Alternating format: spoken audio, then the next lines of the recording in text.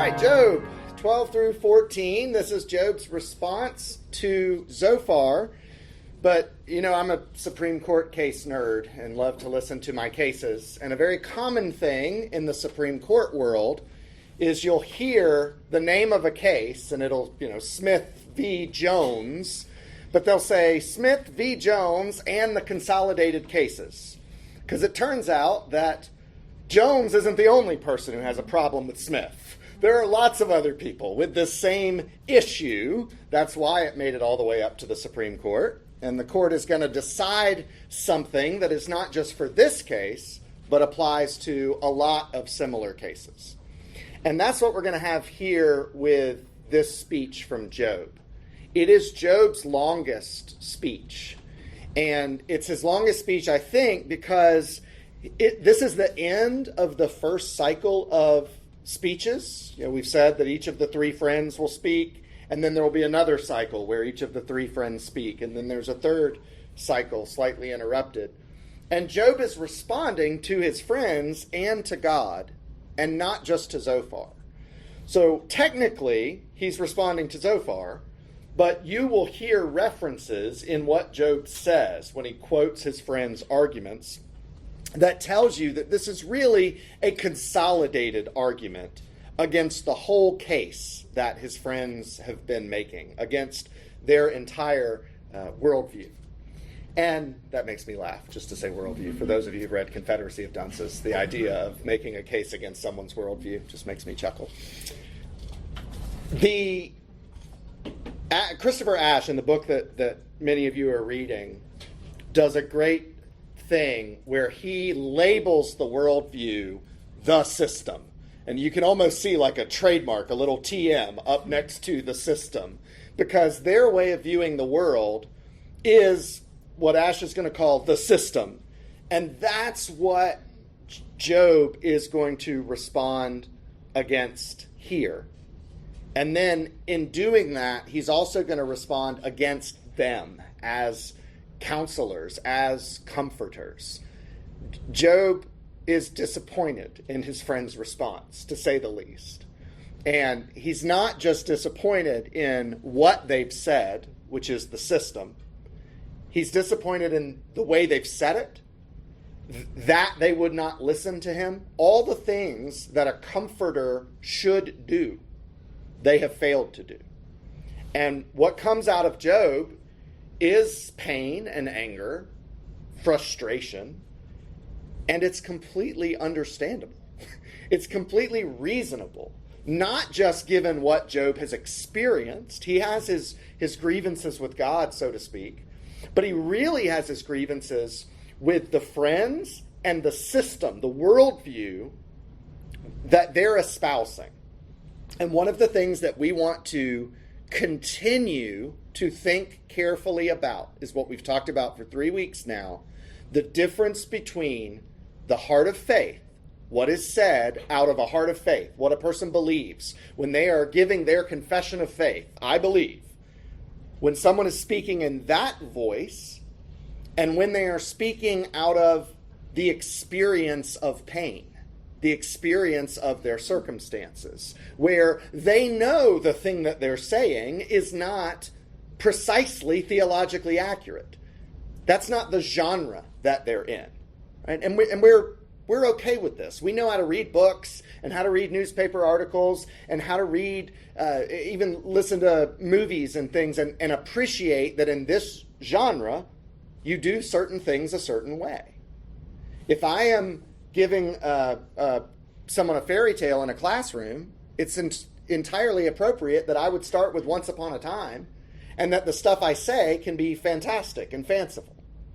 But if I'm giving a speech at somebody's installation into ministry, I probably shouldn't use the Once Upon a Time and talk about the miracles they were able to perform that I've totally made up. We have tolerance for genre differences. And that's a little bit akin to what has to happen here.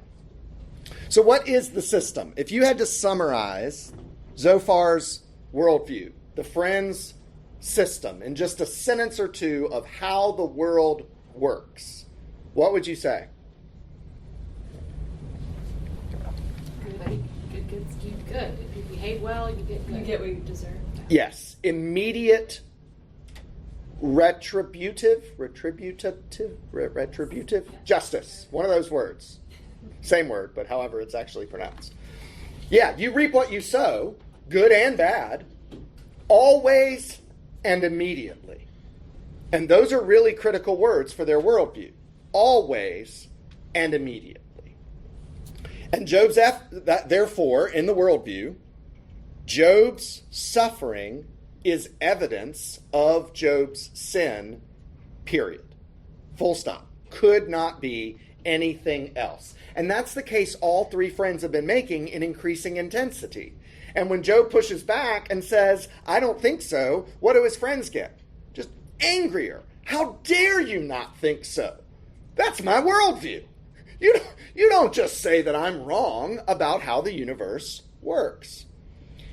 And what Job will say in this speech is going to be a rather lengthy response. So you guys are going to do a lot of reading today because I want to hear all the words of these chapters. Job's response is going to be in large part about the system, or at least that's where he's going to start. So who's got Job 12, 1 through 6?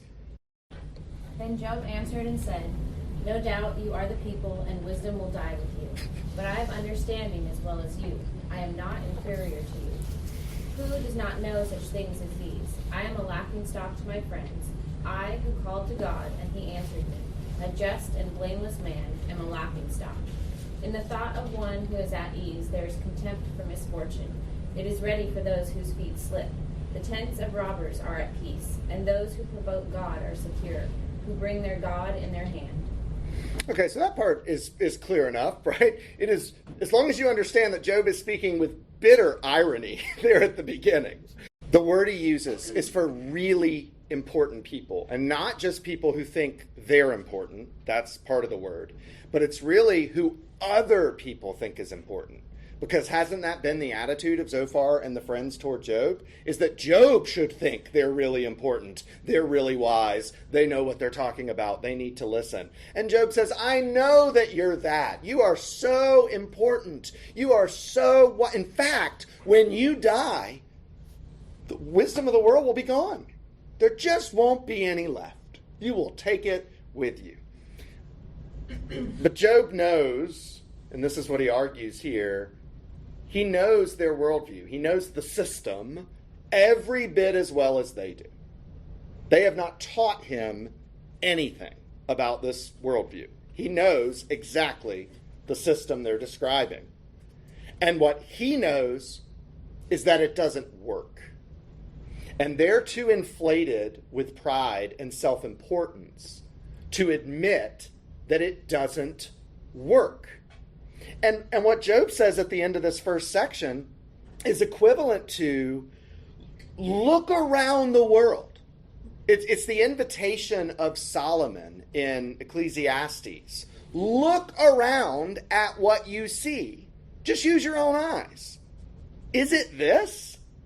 Is it people reap what they sow always and immediately? Is that really what you see in this world? And what his friends have been arguing is, yes, that's exactly the way it is.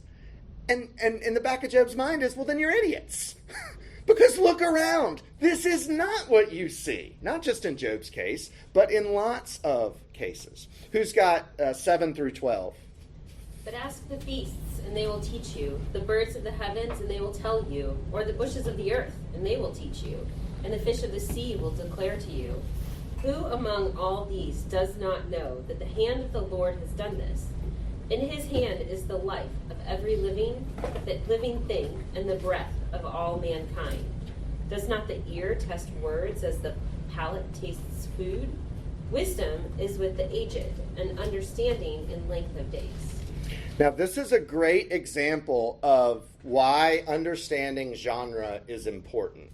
Because I read even commentaries this week, commentaries that are otherwise good, that don't carry over the sarcasm from the first part of the speech to this part of the speech. And so they interpret it in a totally different way. And it doesn't change the meaning in terms of what all of this is about for Christians, but it does cause you to miss out on what Job is doing here, what's happening in terms of the way he's speaking. And this is a parody of his friend's arguments. He's not saying, go ask the beast and they'll tell you. He's parroting his friends who have been telling him that the system is so obvious, even the stupid animals know it. Everything in the earth can figure this out, Job, except you. Everybody gets it. And Job says, oh yes, this dumb animal gets it, and that dumb animal gets it. And everybody understands it, except for who? At the end of what Megan read, people who've lived. People who've looked at the world, people who've experienced reality. Those are the people who disagree with what you're saying, you dummies. Anybody who has lived long enough to experience firsthand or secondhand any undeserved pain and suffering, or to see the wicked prosper for 2 seconds, realizes this system doesn't work. And yet the friends are saying, everybody gets it but you, Job. Oh no, what's wrong with you, Job? You just won't admit your sin. And so he is making fun of them here. He's come to learn something through his pain that his friends do not know. And that is that it is possible for the righteous to suffer. It is absolutely possible for the righteous to suffer. And it is not true that the wicked are always punished immediately. It's just not. And Job has learned this firsthand through his own pain. And his friends act as though that's not true. So now that we sort of get the tone of what Job's doing here, speaking to his friends sarcastically, doing a parody of his friend's argument, Job is continuing to respond in kind to what his friends have said. So look at what comes next, 13 through 25. Who's got that? With God are wisdom and might. He has counsel and understanding. If he tears down, none can rebuild. If he shuts a man in, none can open. If he withholds the waters, they dry up. If he sends them out, they overwhelm the land. With him are strength and sound wisdom. The deceived and the deceiver are his. He leads counselors away stripped, and judges he makes fools. He looses the bonds of kings and binds a waistcloth on their hips. He leads priests away stripped and overthrows the mighty. He deprives of speech those who are trusted and takes away the discernment of the elders. He pours contempt on princes and loosens the belt of the strong. He uncovers the deeps out of darkness and brings deep darkness to light. He makes nations great and he destroys them. He enlarges nations and leads them away. He takes away understanding from the chiefs of the people of the earth and makes them wander in a trackless waste. They grope in the dark without light, and he makes them stagger like a drunken man. Now, it's hard to see this in our Bibles because we tend to rely on looking for the indentation, and all of Job just about is indented because all of Job just about is a poem. But what was that Job just wrote? It's a hymn. It's a poem about the power and the majesty of God. Who just wrote a hymn or a poem on the same subject last chapter? Zophar. Zophar just did this. So he responds sarcastically to Zophar et al. He responds with parody to Zophar and Zophar in the consolidated cases. And now he does what Zophar does, which is he writes a better hymn about the power and majesty of God. He says, you think you get the power and majesty of God? I get it too. I'll write a better hymn, a more expressive. Zophar's hymn was not wrong. It was inadequate. Job's hymn is more full. Now, it's still inadequate, and I'll say more about that in a minute, but it's more grand than Zophar's. It's more inclusive about God's power and might than Zophar's was. And the point that Job adds that Zophar missed is that God is not so predictable as Zophar suggests. In our book club that many of us guys are in, our book this month was called This Tender Land. And the first section of the book is called God is a Tornado. And Job gets the tornado God concept way better than Zophar does. Because Zophar says, no, God is formulaic. Let me show you the simple formula, and if you put these inputs on this side of the equation, you will get these outputs on that side of the equation every single time. And Job says, nope, not at all. God is inapprehensible. God is untamable. And far from being the God of natural, reliable order, this formulaic God that Zophar and the Consolidated cases claim, he's a God of disasters. He's a God of unpredictability. And how in the world does that fit your system? And so Job has what Zophar has in his hymn.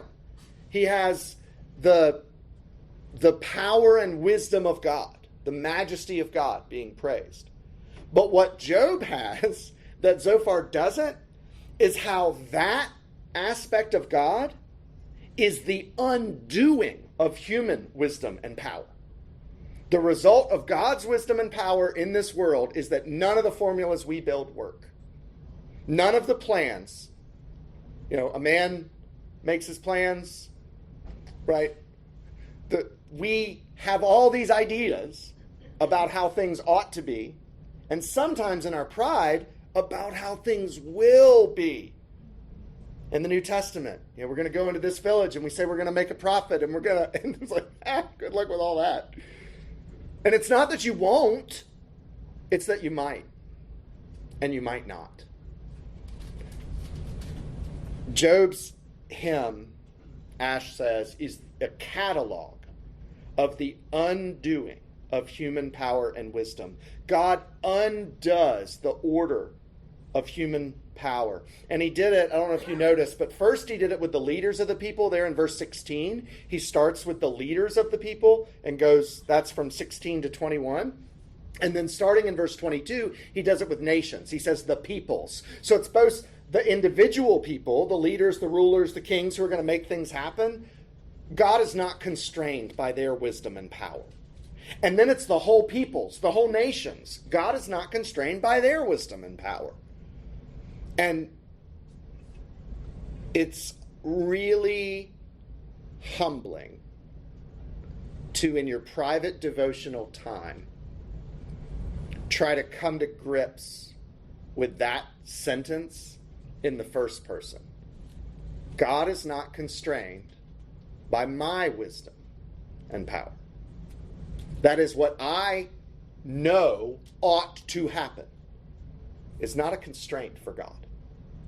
It doesn't limit his options. It doesn't steer him where he ought to be. That's not the nature of God's wisdom and power. It's so far beyond ours that we certainly have the ability to reflect aspects of his. But the moment our understanding of God limits God, we better be real careful. Because the only thing that can limit God is what he said about himself, not what conclusions we choose to draw from that. In short, Job says, this is Ash. I think Ash is really good in this chapter on this section. I think this may be the best chapter of his book. In short, says Job, your system is tame and cannot cope with the real God who is dangerous. What is that great line from the Chronicles of Narnia where Lucy or somebody asks if Aslan is safe? Safe. He's not safe, but he's good. And you just get chills thinking about that because when you're sitting where Job sits and you ask which Job would choose, it's not an obvious answer, is it? When you're the one suffering in the hands of this good but not safe God, don't you at least think to yourself, I don't know, I might trade some goodness for some safety. I might trade some tornado God for some predictability. If you haven't said that, God be praised that you haven't suffered in a way that makes you say it, because it's coming. And the beautiful part about Job in these chapters is he's wrestling with that honestly. He's not making heretical statements about God. He's wrestling honestly with that. If I had to choose between a God that was good or a God that was safe. Because what his friends are saying is that you get both. The God is so predictable. He's so formulaic.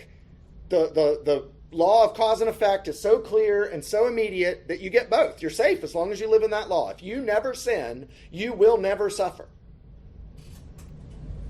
Doesn't work that way. Doesn't work that way.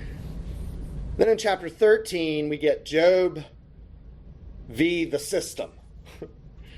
They've been trying to teach Job their worldview, their system, but Job knows it well. He doesn't need to be taught it, and he knows that it doesn't work.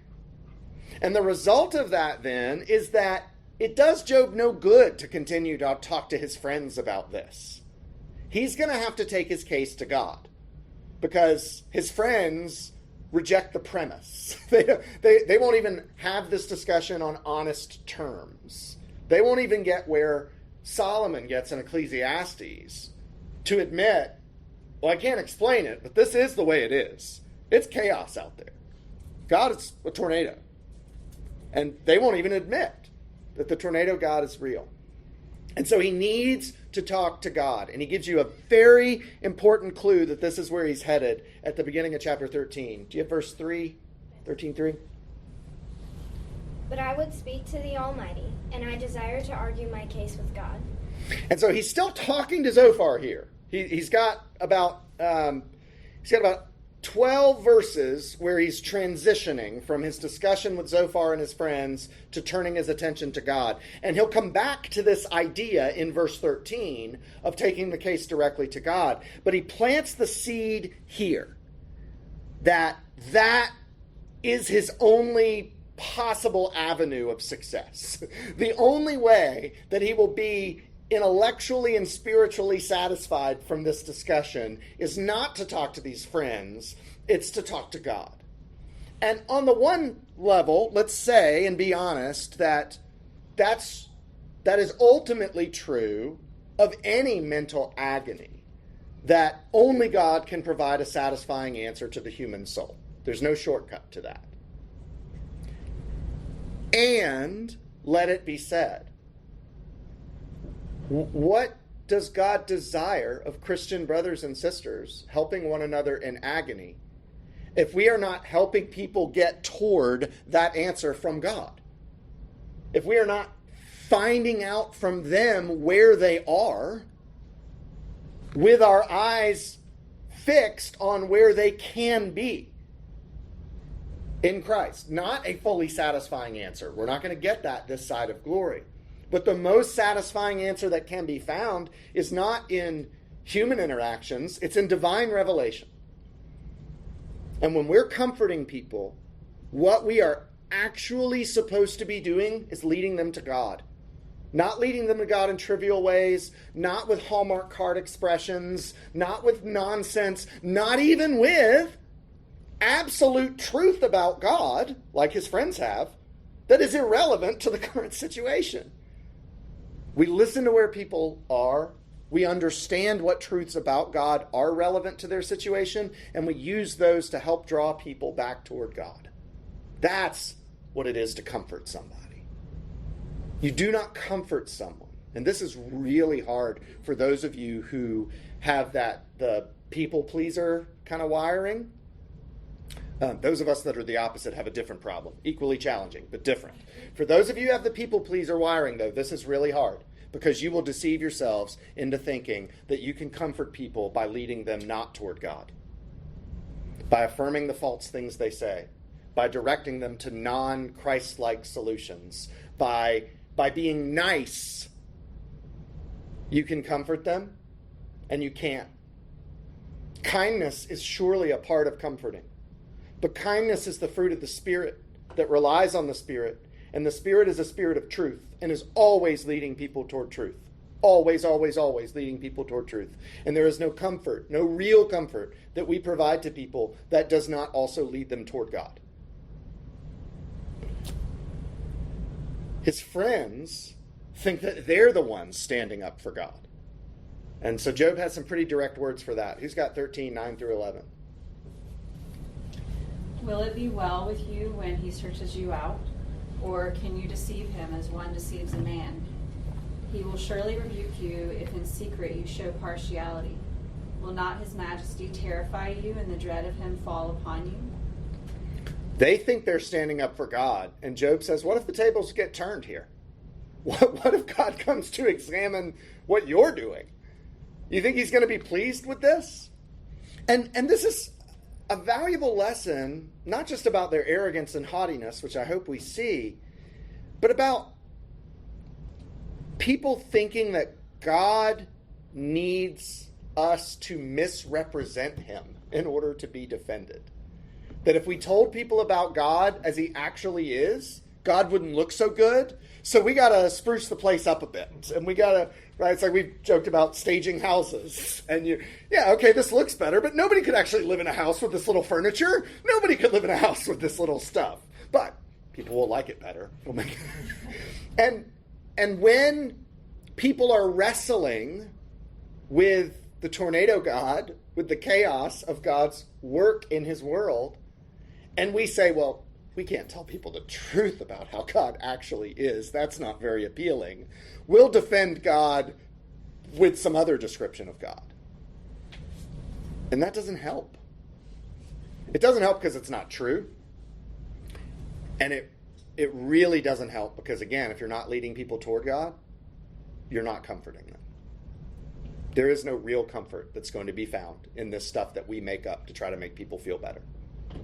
We feel better because it's a much shorter conversation and it can be a much more optimistic conversation, and we get away from their pain and suffering as quickly as is humanly possible and get to do the checkbox that we feel like we did our job. And to actually comfort them by the long, messy, inconclusive almost process of walking with them from pain to God, way harder, way harder. So real quick, it's relatively easy for me to affirm what you're saying here in Sunday school. Last week when I was with Hunter, my friend, he said a comment of, my dad and my granny are, they're sailing a boat right now together. And I'm like, what do I do with that? Because I can't, all I did was just smile, Feels like that might have been the right answer to me, because it's a good correction. I'm not saying, remember another part of what Zophar's friends did wrong.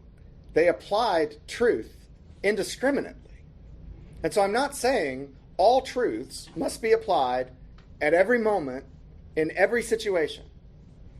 But if you don't have a plan to figure out where somebody is in their grief and pain, and to do whatever God will enable you to do to get them from there to turning to Christ or back to Christ or clinging more closely to Christ, depending on where they are, then you're not actually engaged in comforting.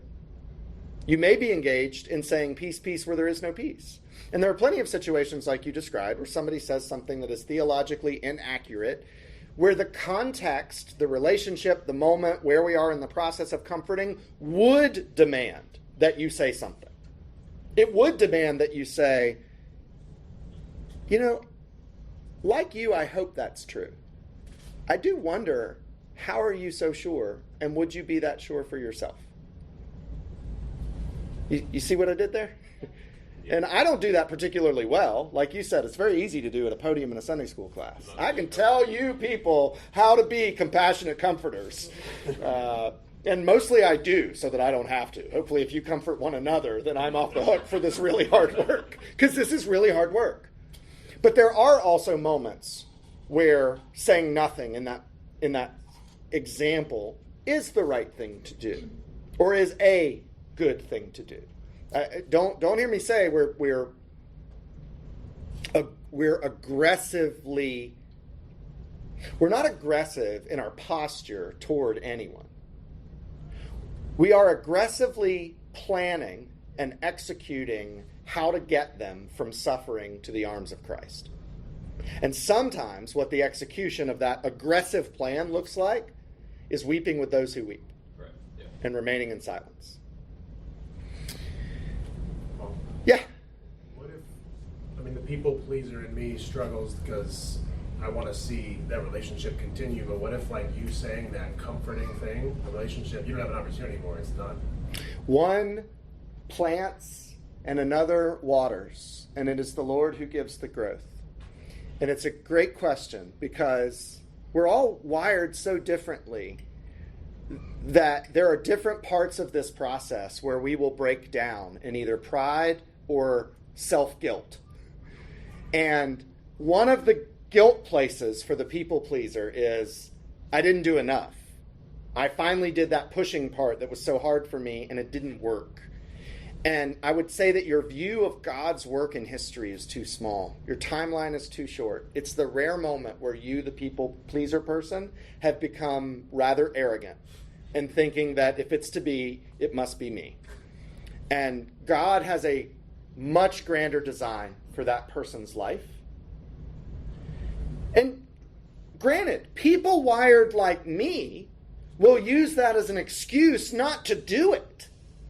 I don't have to go help or comfort this person because God has so many people in their lives to help them with, right? That's what I want to do. But again, it's just self-awareness. Knowing the way that you're wired is if you feel like this thing I really, really, really don't want to do and don't think is essential and don't think is necessary and don't think is good or healthy for that person or for me, the only reason I'm going to do it is because I think if I don't do it, God will never have the opportunity to speak that message to this person.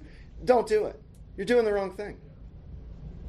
If God has given you that level of guilt and conviction that you shouldn't do this, and the only responsive answer is, yeah, but it'll never happen. Again, when you're wired the people-pleasing way, when you're wired the me way, you're having the other argument, which is, why do you assume that he gave you this message at this time and this influence with this person, and yet somebody else is supposed to carry that water? Oh, okay. I see what you did there. Nothing. You did nothing. Right, know thyself. Know thyself. Job knows what he has to do. He has to take his case to God. These guys are not helping at all. And Zophar has, despite his best efforts, has not been successful in scaring Job away from this idea of being in court with God. And it's dangerous. Job knows this is dangerous. He admits in verse 13, he's admitted in other chapters, given what Job has said about God's unpredictability, you really do take your life in your hands when you engage at this level with God, don't you? And even just think about that emotionally for a minute. Set aside he actually is the judge of the living and the dead. He can poof you whenever he wants to poof you. But just take the emotional part for a minute. It's emotionally dangerous to engage with God this way. Because the answer or God's response or what he does might hurt you. He's not safe. He's not tame. His outcomes are the best we could ever have. They are so far from what we could accomplish ourselves that it's not even a discussion of the outcome. But the outcome is out there. It's way far away in history. The thing in front of me tomorrow could really, really hurt. And so to engage with God at this level that Job is talking about is dangerous. So why does he do it? And this is important for the case I'm trying to make with you that Job is a good man. He's not a sinner in rebellion against God in these speeches that he has against his friends. Derek Thomas says about this courtroom thing, Job's intention is not to bring an indictment against God. It's to hear what indictment God has against him. He wants to stand before God, hear that indictment, and either be convinced that he is a sinner deserving of this, which Job thinks is unlikely, or what Job thinks is the more likely scenario, clear his name. Vindicate his faith in God. And what is this whole book about? Remember the discussion between God and Satan? What is this whole book about? Vindicating Job's faith in God. That's the whole thing. That's why all this happened. Satan said that faith can't be vindicated. And God said, yes, it can. And God does all of this stuff to Job through Satan, and his friends are giving him all this nonsense. And Job says, what I need is a day in court with God so God can present his indictment, I can prove my innocence, and I can be vindicated. And God is in the background saying, yes, that is exactly what you need. And his friends are saying, no, you shouldn't come within 10 million miles of that. It will kill you. And Job is right. And when you're in this level of suffering, and you're right, and your friends are telling you there's no way you're right, and the reason they give is so stupid as you always reap what you sow immediately. And you're like, what? Have you lived for 5 minutes? Have you paid attention to anyone else's life ever? Can you see why Job would start to get righteously angry? And that's why Job speaks with righteous anger. He has every right to do so. What God will do, ultimately, is the safest place in life. There is nowhere safer than where God will bring us ultimately in Christ. The route to that place is filled with danger. Danger and pain. They mark the path from here to glory in Christ. Suffering marks the path from here to Christ. What are we going to hear about Christ from the book of Isaiah? Thousands of years before Christ came, what did Isaiah use to characterize the Christ? Suffering. The suffering servant. That path will be marked with suffering. Derek Thomas says, Job will appear before God to clear his name because he is confident not in himself, but in God. Job may not understand providence, but he trusts in the God of providence. And I think that may be the most profound lesson from the entire book of Job. Like, I know we're way chapters early. We got a long way to go. But I think this is it, and we're going to keep coming back to it. We will not understand providence. It's the wrong question. Why is this happening is the wrong question. Unless we have first said, do we trust the God of providence? If we trust the God of providence, then we will be satisfied with the answers that God gives us as to why this is happening, whether that answer is intellectually 20% satisfying or 100% satisfying. We get sometimes that chance to see exactly why God did something. But many, many times we don't. That percentage goes way below 100. But we will never be satisfied with any of those answers if we don't first trust the God of providence. So I see that Job makes the case for fearing God. I see that Job makes the case for loving God. But the only thing Job makes the case for in trusting God is his ultimate salvation. In the meantime, he can't trust anything about God because God is this tornado. So the trust is very long term. Yes, asterisk. And the asterisk is, how should a child interpret a spanking?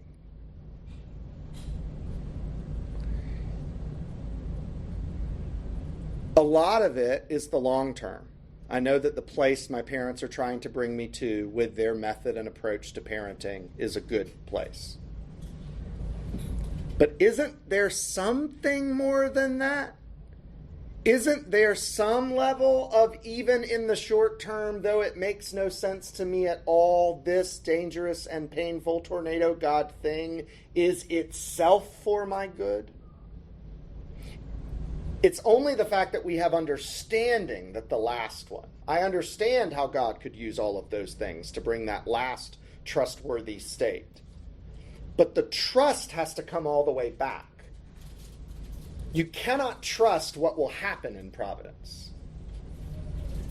But you still need to be able to trust the God of providence, whatever may come. Not just ultimately, but even moment to moment. It's the Well, you're trusting that he's going to use it for good, but you can't trust any outcome. Depends on what you mean by trust. You cannot claim to know any outcome before it occurs. And if you're saying what Job's saying, which is it isn't a formulaic thing, then it isn't a formulaic thing with good either. It isn't we did this and God blessed us with this good result. No, not necessarily. Not for certain. Right. But certainly the calculus needs to be made. Just like the calculus needs to be made on the negative side. Remember, the way we're harping on Job is because God told us at the very beginning that Job's suffering is not because of his sin. But everything we're hearing in Isaiah is that their suffering is because of their sin. And they should look at that suffering and use it as a prod to stop sinning. Both are true. What Job is rejecting is the insistence that it is so clear and formulaic in this life that one can reason from one to the other always. But we can reason from one to the other sometimes. I mean, may or may not have to edit this out of the video, but monkeypox.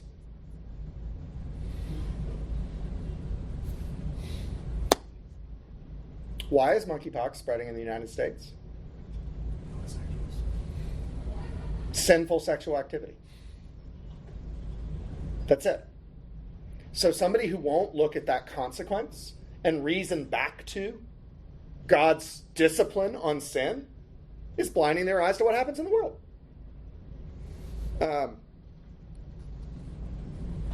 My father-in-law yesterday told me, he runs the homeless shelter in Gainesville, and they provide lunches every day and then some number of beds for homeless people to sleep at night.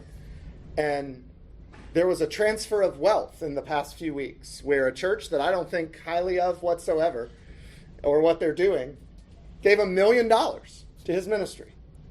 And I think, God is good. They will use it so much better than what it was going to be used for in this other context. Are he and his team allowed to look at the work they're doing and to look at that blessing and make a connection? I hope so. I hope they do. But you're absolutely right. This is maybe part of the problem is the definition of the word trust.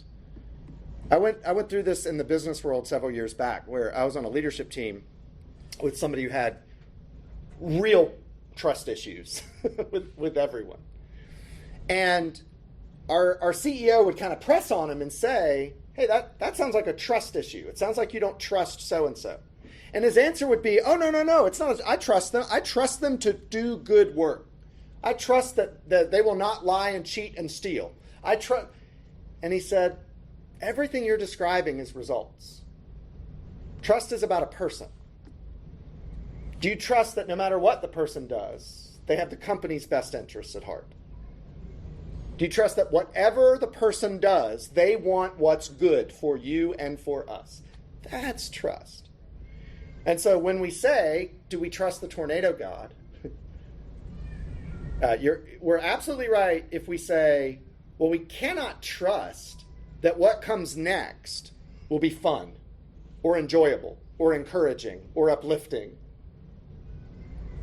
But can we trust that it will be with our best interest in heart? Yeah. Trusting the God of providence, absolutely. Trusting the next step of providence, I don't even know what that is. I'm watching this movie on this Thai rescue of these 13 kids out of this cave, and all these people over there are praying to false gods. Yeah. They are praying to idols. Yeah. Nobody over there is calling on the name of the Lord. Only in the documentary. I watched it too. It's a brilliant documentary. But how many hundreds of thousands of people across the world were praying for those kids? I was. I remember it vividly. They didn't put it in the documentary. I agree. And the prayers to false gods could interpret that they're false gods and lighting those candles. I get it. I absolutely get it. God chooses to answer that and not get any credit and not get any glory and not get any whatever. But you're painting with a broad brush. I know. Because I did glorify God. I glorified God even at the end of the documentary, remembering living through that. I'm sure you did. God will get his glory. We don't have to worry about One day. God getting his glory. One day. He will get his glory one day from every knee that will bow and every tongue that will confess. But if God himself is content with the glory he receives from his people, the church, for this period of thousands of years of history, who are we to say, you're doing it wrong, God? You're not getting enough. If I were in charge, God, you would get more glory. That's exactly what we say. I said it this week. I pretty much literally said that this week. God, if I were in charge, your world, it would be so much better for you. Why don't you just let me take control? Never mind how much better it'd be for me. That's not my concern. The rocks are crying out. The rocks. They're crying out to God. Yeah. His glory. That's all he needs. He doesn't need us. Job recognizes that while Job's friends refuse to acknowledge that God is dangerous, and they say you should trust God because there is no danger here. And that argument just won't fly, again, for anybody who has looked at life for 5 seconds. And Job says, because my argument is that God is dangerous, yet I trust him anyway, that I should go before him and plead my case. Because if I plead my case, even to a dangerous God, it will be for my good. And Zophar says, you've lost your mind. You're going to get blowed up. And Job kind of says, maybe. And it will be for my good. It will be for my good. Because again, what's worse? Having that encounter with a good God who will bring about an ultimate good through chaotic and dangerous means. They're not actually chaotic, but we're using that word for shorthand. Through chaotic and dangerous means. But you are with that God. You're in the presence of that God, beloved by that God, even as he chastises you, or even as you experience the chastisement of a wicked generation. What's worse? That, because it's filled with a bunch of sadness and unpleasant stuff, or going through the same sadness, unpleasant stuff, getting blowed up, and not believing that God has any good plan for you whatsoever. And that's how most of the world lives. That opens their eyes to even think about it. It's a dangerous place to be, this Christian life. Not actually dangerous, but experientially dangerous. Last questions or thoughts? We'll stop there. I think I know the answer, but so we have to say we've been on the kind of zoomed out part because we've got this view of God saying, and this is Job is blameless in this, and yet this awful experience and suffering is still what he needed to become more like even though he didn't deserve it in the sense of he didn't do something wrong that the sin is coming upon him. Still, all of this pain and suffering is what he needed. It's a great segue to the sermon because God is not content, and neither should we be, to move us merely from unbelief to belief. God is always looking at the next level of Christ-likeness. Always looking at the next level of Christ-likeness. Making us more and more like him until the day of his coming. In a way that the comparison that the New Testament uses, which is mind-blowing. Remember, this is Christ who is the nature of God reflected perfectly in human form. I mean, this is just, wow. And we are going to be like him. In what way? And then there's just this, yeah. Huh? Yep. Like him. And so God is not satisfied that we stop moving from unbelief to belief. Job is solidly in the belief camp. It comes out again and again and again. He's a good man. He sacrifices for his children. He gets sin. He gets trusting God, even in this chaos. But Job has more to grow. Job has higher levels of Christ-likeness to attain, and so do we. And so the moment that we say, well, God, I would understand you doing this to an unbeliever to bring them to faith, but look how good I was. And I get this? And God says, you're looking at other people for comparison. You know what you should be looking to for comparison? Jesus. Man of sorrows. Look at Jesus. Yeah, he needed a few more things to increase a few, right? We're done. Thank you.